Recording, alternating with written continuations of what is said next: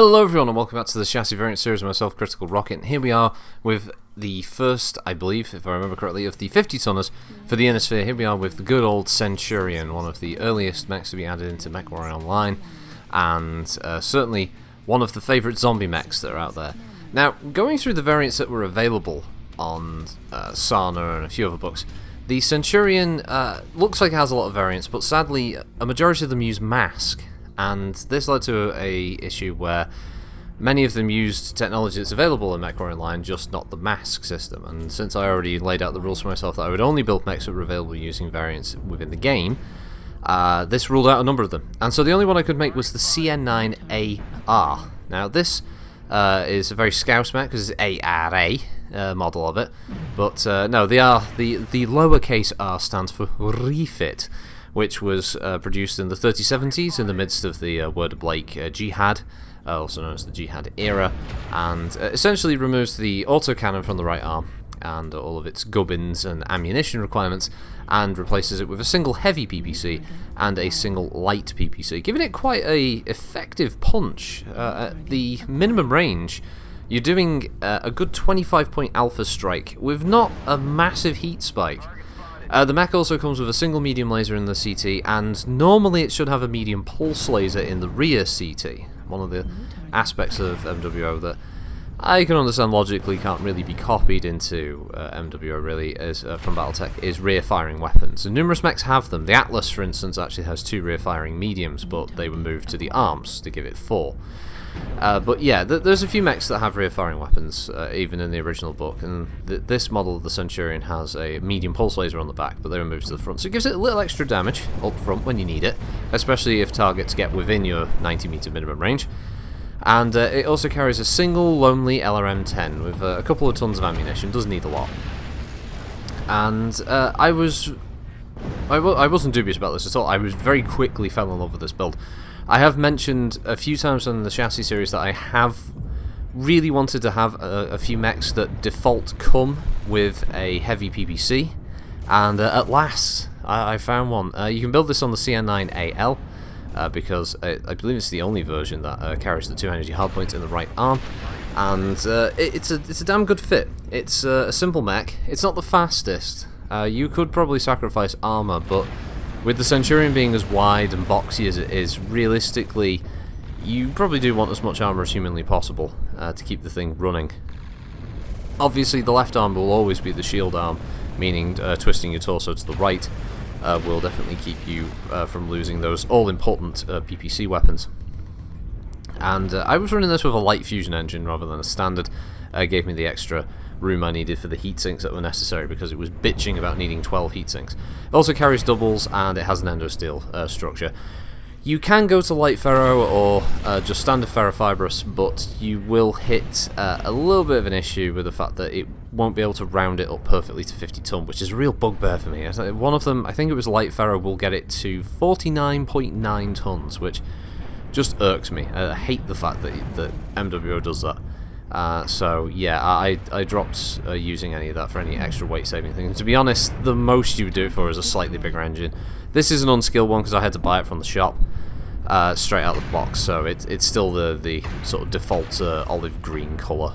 And yeah, it's a really good build. I like it. It doesn't overheat too quickly. You can get a few salvos out. It's useful to use the light PPC as a sort of guide weapon to aim, and then you can fire the heavy PPC to make sure that you're dropping that 15 points of damage and getting as much damage out of your right arms as humanly possible, and then just backing it up with the medium laser and the pulse laser firing together, because there's no reason to fire them separately.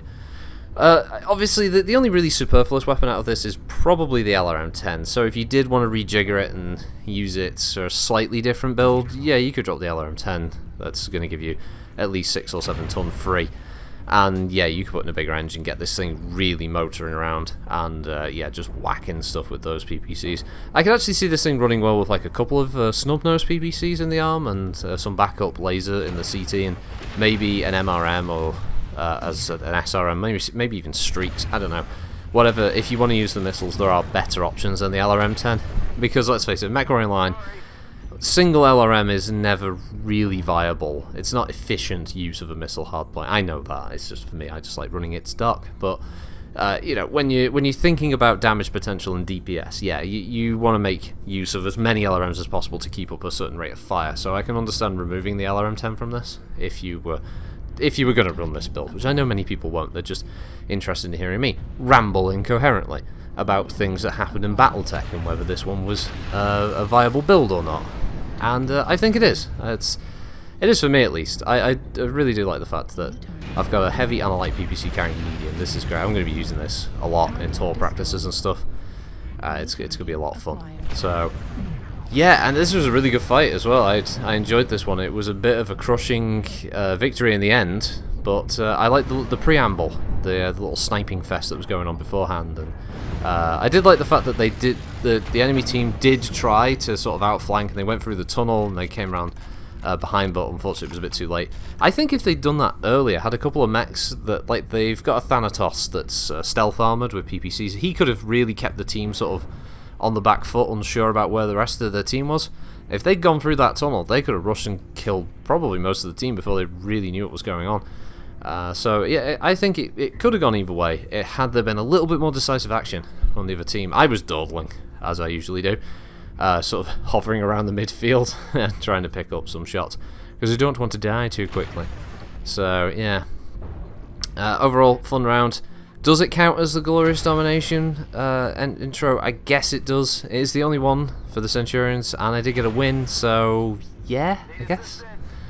But yeah, just the one this week for the Chassis series. Obviously next time we go around to the clans, we're going to be having a look at the old Stormcrow or the Stormcrow or the Black Lanner, I think one of those two, and see what we can do with that.